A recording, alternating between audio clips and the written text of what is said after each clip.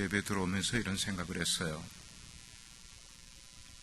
만일 하나님께서 주의 종에게 축복권을 주셨다면 오늘 이 자리에 나오신 여러분들을 주님의 이름으로 축복하고 싶어요. 아멘. 우리가 인생을 살아가면서 기다림 없이 살아갈 수 있을까 한번 가정을 해보십시오. 기다림 없이 살아갈 수 있을까? 기다림은 아마 우리 인생살이에서 피할 수 없는 것 같아요. 어떤 경우에서든지. 근데 그 기다림 가운데는 기다리고 나서 참 잘 기다렸다. 기다림이 꼭 필요했어. 기다림 보람이 있어. 이런 생각을 가지는 기다림이 있고, 어떤 기다림은 아무리 기다려도 아무 쓸모없는 기다림이 우리의 삶 가운데 있을 수 있다고 생각을 해요. 두 사람이 범죄자가 감옥에 들어갔어요. 근데 한 사람은 라이프 센텐스라기보다는 사형 언도를 받았어요. 그리고 또 한 사람은 1년형을 받게 되었다 할 때, 이 사형 선고를 받은 사람이나 혹은 종신형을 받은 사람은 기다림의 의미가 있겠어요, 없겠어요? 없는 거예요. 왜냐하면 기다려봤자니까. 자기는 사형 선고를 이미 받은 사람이니까. 그러나 1년형을 받은 사람은 그까지 1년쯤 나는 충분히 기다릴 거야. 왜? 1년 후에는 출감된다는 희망이 자기에 있기 때문에 기다릴 수가 있는 거예요. 이 예를 생각을 하다가 제 마음 가운데 굉장히 아린 한 가지의 기사가 있어요. 제가 어제 봤어요. 금년 초에 북한에 들어가셨다가 억류가 된 채로 나오지 못하고 지난 여름에는 우리가 들어도 이해가 되지 않을 그런 공개적인 인터뷰를 북한 그 고위 관리들이 앉아있는 그 공식 석상에서 당신이 정말 그 국가를 전복시키려는 그런 모의를 자기가 해온 것을 진짜 후회하고 잘못을 뉘우친다는 그런, 우리가 생각할 땐 이해할 수 없는 그런 고백을 하신 임현수 목사님이 어제 라이프 센텐스를 받았어요. 종신형을 받았어요. 북한에서. 북한이 무너지지 않는 한 그 센텐스대로면은 나오실 기회가 없는 거예요.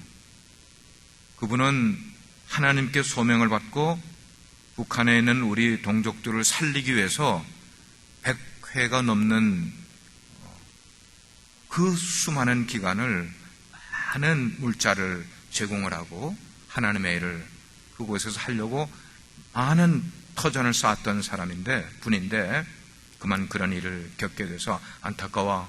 그 기사를 보고 오늘 저녁에 우리가 좀 같이 기도해야겠다. 그 목사님과 그 가족, 그리고 그 목사님이 목회를 했던 큰빛 교회, 토론토에서 가장 큰 교회입니다. 한 2,000명이 모이는 교회인데 그 교회가 어떻게 되겠는가. 그런 일을 겪을 때 그렇다면 우리 크리스찬들은 기다림에 대한 생각을 어떻게 가져야 될까? 우리 믿는 사람들, 신앙인들에게는 기다림이라는 것은 굉장히 특별한 일이에요. 왜냐하면 이 기다림이라는 것은 그 기다림 자체에 이유가 있고 목적이 있기 때문에요. 기다리는데 그 사람이 이유 없이 기다리는 사람이 있겠습니까? 목적 없이 기다리는 일이 있겠어요? 아니에요. 기다림에는 늘 이유와 목적이 있는 거예요. 그리고 그 기다림의 밑바닥에는 무언가 expect, 희망이 깔려 있단 말이에요. 내가 지금은 이렇게 기다리고 있지만 이 기다림의 끝에는 이러이러한 희망적인 사항을 가지고 기다리는 거예요. 물론 이성 간에 교제하는 사람도 한 사람을 기다릴 수 있어요. 무엇을 위해서 기다려요? 희망을 가지고 기다리는 거예요. 그 사람이 나의 마음을 알고 사랑이 싹이 트고 나중에 결혼까지 이르기를 기다리는 희망이 남녀 사이에 있기 때문에 기다릴 수가 있는 것이고, 우리가 인생을 살아가다가 어떤 목표를 정하고 그 목표가 이루어지기 위해서 우리는 기다림의 세월을 통하여 그 목표가 이루어질 때까지 그 일을 부단히 하는 이유는 그 밑에 희망이라는 게 깔려있기 때문에 우리는 기다릴 수 있게 되는 것입니다. 우리가 하나님을 믿는 사람이로되 저도 여러분들도 이 인생을 살아가면서 수많은 역경을 겪게 돼요. 세상 사람들이 겪는 거 우리는 하나님을 믿기 때문에 겪지 않는 게 아니라 하나님을 믿는 사람도 동일하게 겪고 어쩌면 거기다가 애도해서 하나님께서 우리를 훈련시키시기 위해서 세상 사람들이 겪지 않는 그런 더 어려운 일까지도 겪으면서 우리가 인생을 살아가는 것이 우리들의 일인 거예요.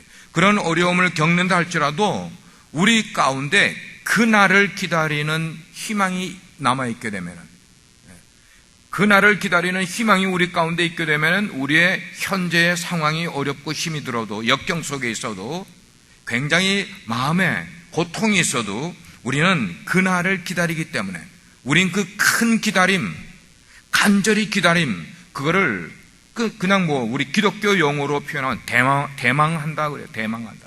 크게 희망을 가지고 간절히 기다린다 그 말이에요. 사랑하는 여러분, 우리의 인생에 그날이 있는 것과 그날이 없이 살아가는 것 가운데는 우리 인생을 굉장히 크게 좌우시켜 줄 수 있다고 생각을 해요.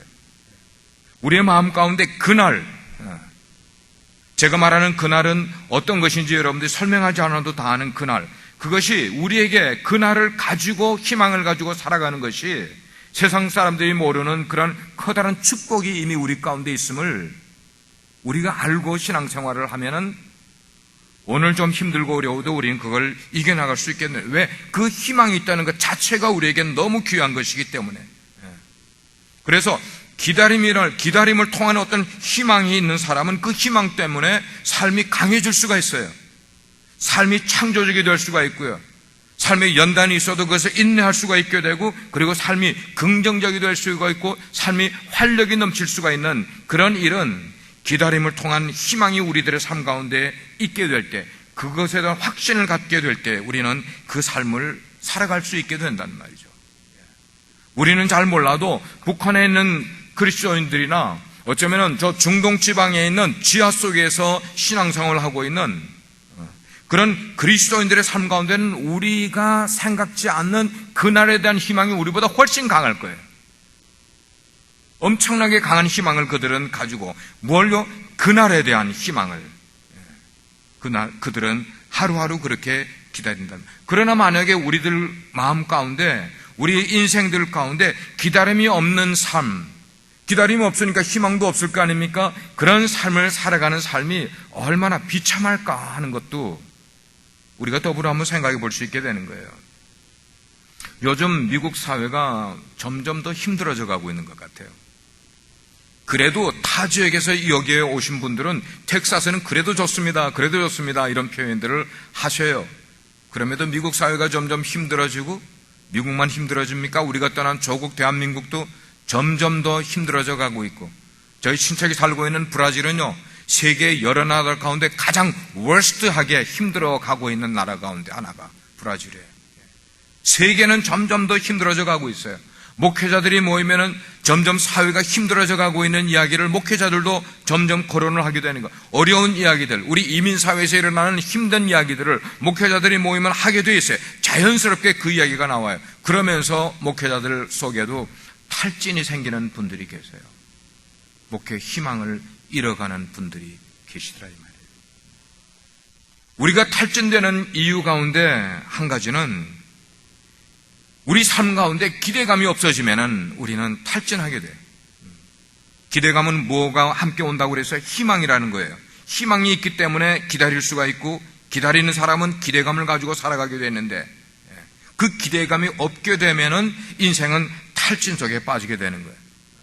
그러나 반대로 내 환경이 아무리 어렵고 힘들다 할지라도 그 삶 가운데 기다림이 있는 삶을 살아가고 기대감을 가진 삶이 살아가게 되면 그 사람에게는 새로운 용기가, 새로운 힘을 얻을 수 있는 삶을 살게 된다는 말이죠.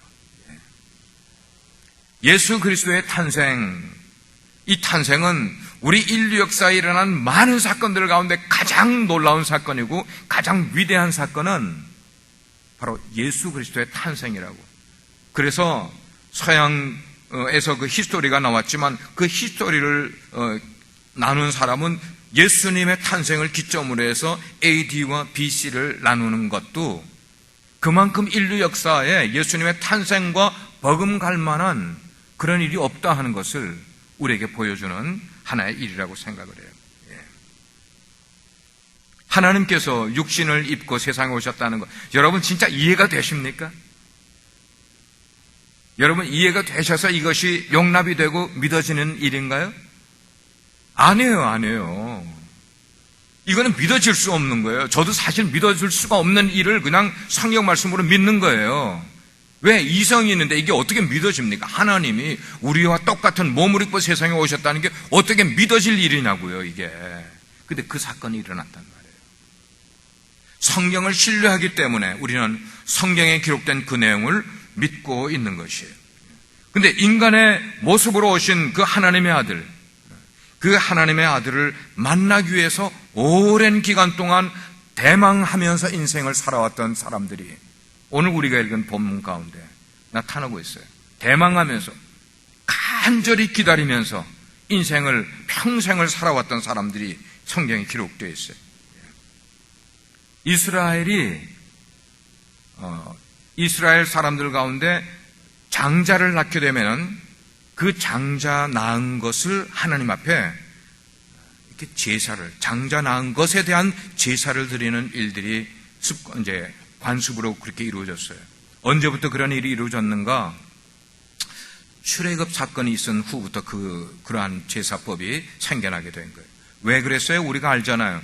출애굽하게 될 때 모든 초태생, 첫 번째 태어난 것은 동물이고 사람이고 물론하고 다 죽임을 당할 수밖에 없는 그런 일 가운데 하나님께서 양의 피를 문지방에 바른 사람들은 살림을 받았잖아요. 초태생이라 할지라도, 처음 태어난 장자라 할지라도. 그러나 양의 피를 바르지 않은 집은 죽음의 사신이 지나가면서 모조리 장자들은 다 죽임을 당하는, 그래서 바로의 장자조차도 죽임을 당하는 그런 일이 있고 나서부터 초태생 모든 것에 대해서 동물이면은 그것이 양이든지 염소든지 송아지든지 처음으로 난 것은 무조건 하나님께 희생 제물로 드리는 것이 이스라엘 관습이 되었어요. 출애굽 사건 이후에. 그럼 사람은 어떻게 하겠어요? 사람은 처음 난 장자를 죽일 수가 없잖아요, 희생 제물로. 그러니까 사람의 처음 난 것에 대한 것은 다른 동물로 대체해서 계속 제물로 드리게 된 것이, 그게 유대인의 관습이 출애굽 사건 이후부터 그런 일이 있게 됐단 말이에요.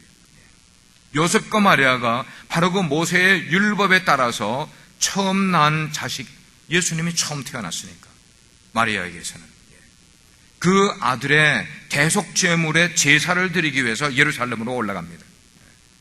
이 사건은 예루살렘으로 예수님과 그 부모들이 예루살렘으로 올라간 이 사건조차도 율법을 완성하러 오신 예수님께 꼭 해야만 되는 그런 일 가운데 하나가 예루살렘 성전에 올라가는 일이 됐었어요. 여기에 또 하나님의 다른 섭리가 숨겨져 있는 것임을 우리는 알게 됩니다. 하나님께서는 그 일을 통하여 누구예요? 아기 예수님의 성전 방문 사건을 통하여서 메시아를 기다리던 대망하던 그런 사람들로 하여금 메시아를 만날 수 있는 복선을 깔아놓은 거예요. On the plan. 복선을 깔아놓은 거예요. 우리 인생에는 복선이 있어요. 복선. 내가 알든지 모르든지 하나님이 우리의 인생에 깔아놓은 경륜들이 있단 말이에요. 복선들이. 그런 것들을 하나님을 기대하고 하나님의 뜻을 찾으려고 애를 쓰는 사람들에게는 하나님께서 우리가 모르는 비밀한 복선을 우리의 인생에 깔아놓으심으로 우리가 그 인생 속에서 큰 은혜를 입는 일들을 겪어가는 게 우리의 인생 속에 복선을 깔아놓은, 하나님이 그 계획을 그렇게 만들어 가시는 거예요. 따로 기회가 없어서 그런 표현을 못 하겠지만 오늘 저녁에 잠깐 제가 시간이 생각이 나서, 우리 이태경 목사님 이제 한 2주 후면은 떠나시게 되는데 2주도 안 남았어요. 이 목사님이 그곳에 가시게 된 게 참 놀라워요. 참 놀라워. 저는 제 목회에서 우리 교회 부사역자가 그렇게 담임 목회자로 가게 되는 것이 얼마나 큰 기쁨이고 프리빌리지. 특권이고 얼마나 감사한 일인지 몰라요. 저에게 큰 감사를 느끼게 하는 그런 일도 됐어요. 그 당시에 유대인들은 메시아가 오기를 간절히 기다리고 있었어요.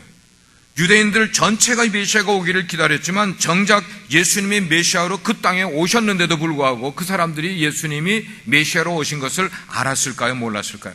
몰랐다는 거예요. 그러나 모든 사람이 모르는 것 아니라 모르는 게 아니라 몇 사람은 메시아로 오신 예수님을 알았어요. 그 알았던 사람들에 대한 이야기를 오늘 잠깐 나누려고 그래요. 예루살렘에 사는 시몬이라는 사람, 성경은 기록하기를 그는 의롭고 경건하여 이스라엘의 위로를 기다렸던 사람이다. 이스라엘의 위로를 기다렸던 사람이다. 그는 성령의 사람이라고 말하고 있고 성령이 그 위에 계시니라라고 이야기를 하세요. 한 사람의 설명을 하면서 이렇게 성령이 세 번씩이나 기록된 인물을 저는 보지를 못했어요.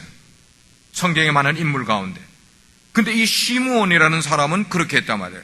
이스라엘의 위로를 기다린 사람이었는데 성령의 사람이었고 성령이 그의 위에 있고 그는 성령이 임재할 수 있는 정결한 삶을 살아가는 사람.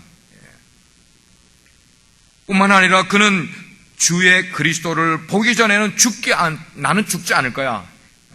주의 그리스도를, 그 말은 구세주 메시아를 내 눈으로 만나기 전에는 나는 결코 죽지 않으리라는 강한 확신을 그의 인생 가운데 가지고 살았다는 것입니다.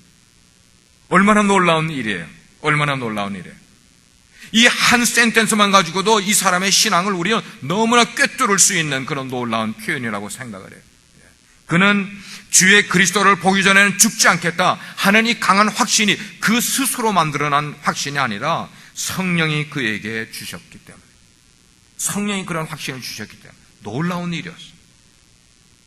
자, 보세요. 성령의 사람이 성령의 인도를 따라서 성전에 들어갔는데 마침 성전에 들어간 바로 그 시각에 마리아와 요셉이 육신을 입고 태어난 아기 예수님을, 하나님의 아들이신 아기 예수님을 안고 들어오는 순간이었어요. 바로 그 순간에 이 시므온도 성령의 지시를 따라 성령의 인도를 받아 성전으로 지금 들어간 거예요.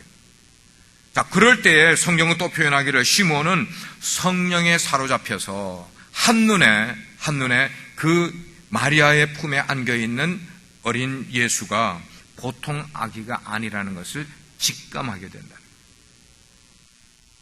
저는 생각하기를 영의 사람은 영을 구분할 줄 안다고 생각해요. 영의 사람은 영을 볼 줄 아는 눈이 있다는 것입니다. 그리고는 성경에는 기록되어 있지 않았지만 이내 마리아로부터 그 아이를 시므온이 받아서 자기의 품에 안게 됩니다. 그리고는 표현하기를 내 눈이 주의 구원을 보았다. For my eyes have seen your kingdom, your salvation. 내가 주님의 구원을 보았다고 찬송을 하고 있는 거예요. 사랑하는 여러분, 육신으로 오신 바로 그 메시아, 그 아기를 품에 안고 하나님을 찬송하고 있는 시므온, 그분이 아저씨인지 할아버지인지 그분의 모습을 한번 여러분들이 성경을 읽을 때 상상을 한번 해보시길 바라요. 시므온이 지금 어떤 모습으로 아기 예수를 안고 하나님을 찬양하고 있는지 한번 상상해보세요. 저는 시므온에게는 특별한 영성이 있었다고 생각을 해요. He has a special spirituality. 놀라운 일이었어요. 그 시간 시므온은 매우 특별한 경험을 갖게 되는 겁니다. 놀라운 특권을 얻은 거예요. 메시아를, 인류를 구원할 메시아를 자기의 품에 안고 하나님을 향하여 찬송을 부를 수 있는 놀라운 경험. 만약에 우리가 신앙생활을 하는데 우리의 신앙생활 가운데 이와 비슷한 놀라운 경험을 우리가 가질 수만 있다면, 이런 놀라운 특권을 우리의 신앙 가운데 경험할 수만 있다면 어떤 사람이 그런 경험을 할 수 있을까? 어떤 사람에게 그런 놀라운 특권이 주어질 수 있을까? 성령의 감동을 받은 사람, 성령 충만함으로 하나님의 역사에 쓰임받고 하나님을 그렇게 찬송할 수 있고 주님의 위로를 기다릴 줄 아는 사람, 그럴 때에 그런 놀라운 경험을 우리의 신앙생활 가운데 갖게 될 줄 믿어요. 우리도 마찬가지예요.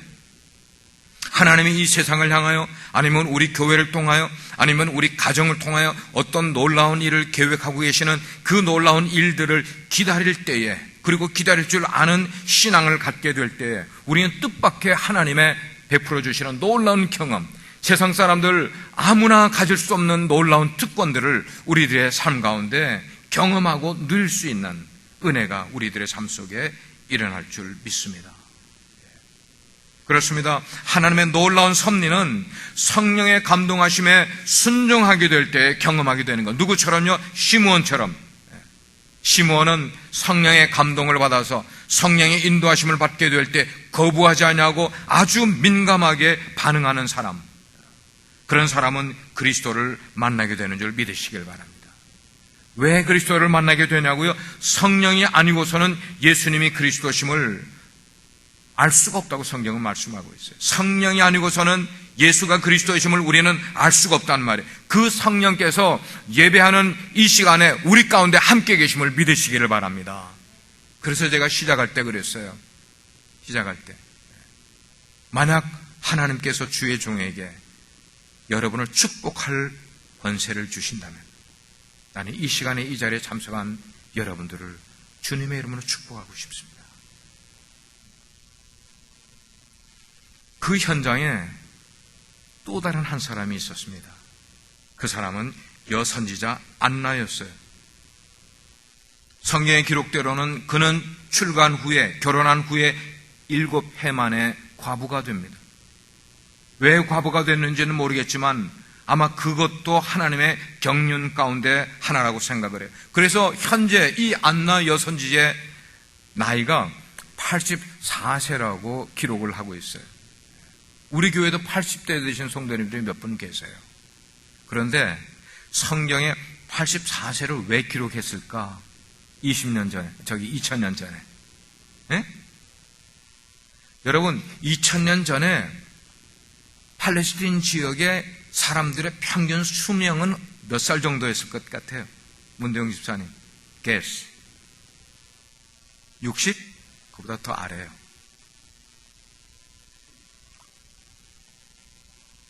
지금으로부터 2000년 전에 팔레스타인 지역의 평균 수명은 50세였어요. 지난 수요일 날 제가 아마 설교할 때 그 얘기를 한 것 같아요. 요셉과 마리아가 정혼할 때에 마리아는 몇 살 정도였을까? 여은정 집사님. 권사님이 이야기하셨어요? 예. Maybe 마리아의 연령이 13세에서 15세 사이였을 거예요. 그리고 요셉은 한 18세 정도의, 지금으로 말하면 티네이저예요, 티네이저. 근데 왜 티네이저가 어떻게 정혼하느냐? 그때의 결혼 정년기는 이미 빨리 결혼해서 오래 못 사는 거예요. 50세가 평균 연령으로 될 만큼. 그렇게 오래 못 살아요, 그 당시에. 여기에 84세 된 노인이었어요.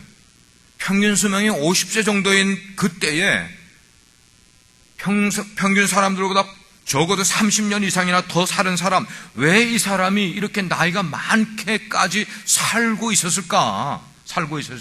제 생각에는, 제가 추측하기에는 성경에 기록될 분이기 때문이라고 생각해요. 성경에 기록될 분이게 어떤 이야기를, 바로 이 이야기를 기록할 하나님의 계획이 있었기 때문에 그는 84년을 살면서 지금 이 일을 그의 인생 가운데 맞이하게 된다는 사실이에요. 그녀는 평생 메시아를 대망하며 살은 거예요. 메시아를 간절히 기다리면서. 아마 지금 이 여선지 안나가 지금 시대에 살고 있었다면 아마 이 찬송을 가장 좋아할 찬송으로 부르지 않았을까 생각을 하는 게, 저는 저희 어머님을 생각을 해서 어머님이 이 찬송을 제일 좋아하셨기 때문에, 내 평생 소원 이것뿐 주의 일 하다가 이 세상 이별하는 날 주 앞에 가리라. 짧은 찬송이지만 저희 어머니는 그냥 중얼중얼 무슨 일을 하실 때마다 이 찬송을 부르신 거예요. 아마 안나 여선지자가 이 시대에 살았다면 이 찬송을 가장 좋아하지 않았을까? 왜? 그는 그의 평생 다른 것 하나 그의 인생의 이야기를 기록하지 않고 한 가지 딱 기록한 것은 메시아를 알아봤다는 사람. 메시아가 성전에 들어올 때 그를 알아봤다는 것이에요. 근데 그런 마음을 가지고 성전을 떠나지 않냐고 주야로 금식하면서 그는 하나님을 섬겼다 그랬어요. 하나님을 섬기는 것과 예수 그리스도 메시아를 알아보는 것과 메시아를 그의 인생에 만날 수 있는 특권은 아무나에게 주어진 것은 결코 아니었어요.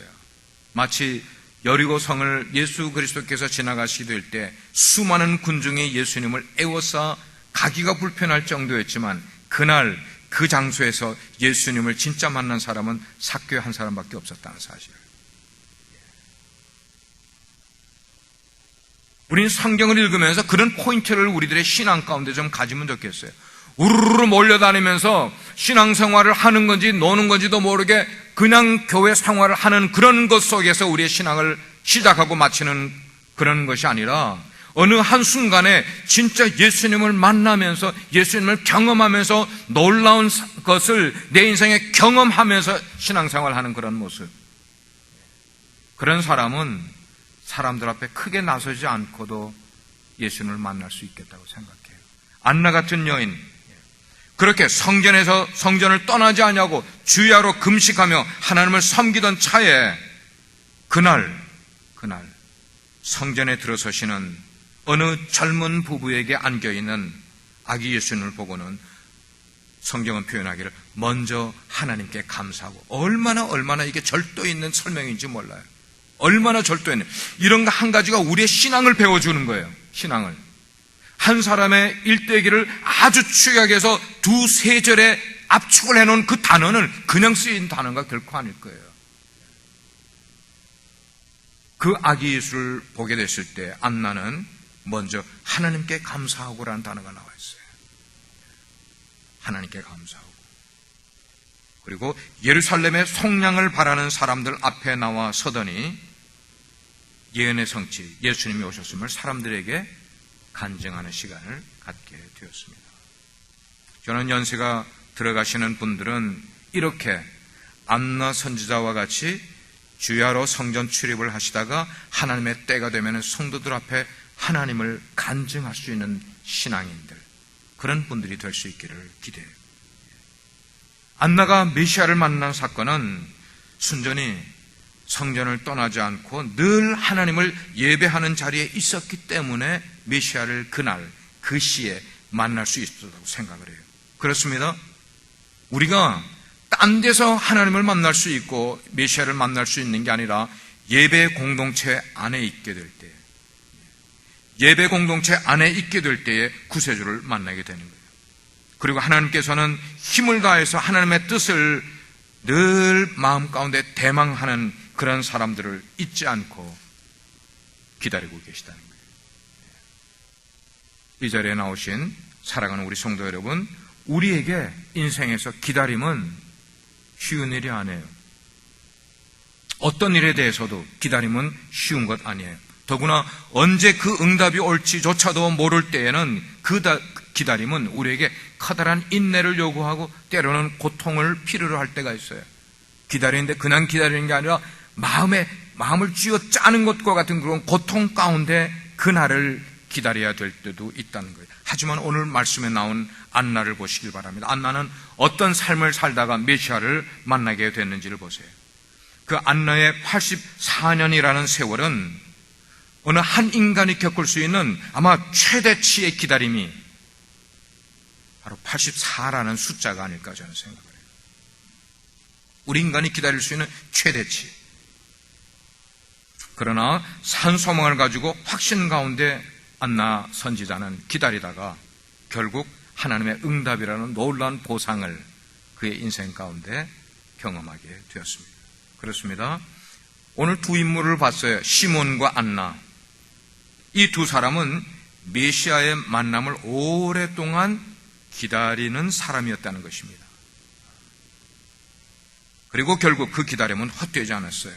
그 기다림은 헛되지 않았는데 예수님을 만났어요. 그 예수님을 메시아를 만난 그 만남은 오랜 기다림의 고통을 충분히 보상하고도 남을 만큼 두 사람의 인생 가운데 놀라운 힘과 능력과 은혜를 가져다 줬다고 저는 믿습니다. 이와 같이 예수 그리스도와의 만남에는 언제나 뭐가 따르는가 하면 기쁨이 따르고 보람이 따르게 된다는 것이에요. 사랑하는 성도 여러분, 우리가 신앙생활 할 때 우리 신앙 가운데 예수 그리스도의 다시 오심에 대해서 오늘 제목은 기다리는 사람들이라고 그랬는데 그 기다리는 사람은 예수님의 탄생을 기다리는 사람이 아니라 물론 시몬과 안나는 예수님의 탄생, 메시아의 탄생을 기다리던 사람이지만 우리에게 기다림을 적용하게 될 때 우리의 기다림은 예수님의 탄생이 아니라 다시 오실 메시아, 지금은 승천하시고 하나님의 우편에 앉아 계신 바로 그분, 그러나 언제고 다시 오시겠다고 약속하신 그 그리스도를 대망할 줄 아는 그런 기다림이 우리 가운데 있는지 한번 살펴보기 바랍니다. 그리고 그 기다림이 우리 가운데 있다면 여러분의 삶의 현실이 비록 어려우시다 할지라도 여러분의 삶의 현재의 문제가 꼬이고 어렵고 풀리지 않는다 할지라도 아픔이 있다 할지라도 인내하시면서 기다리시는 여러분들에게 주의 이름으로 축복합니다. 눈을 감으시기 바랍니다. 이 시간에 우리가 두세 가지를 기도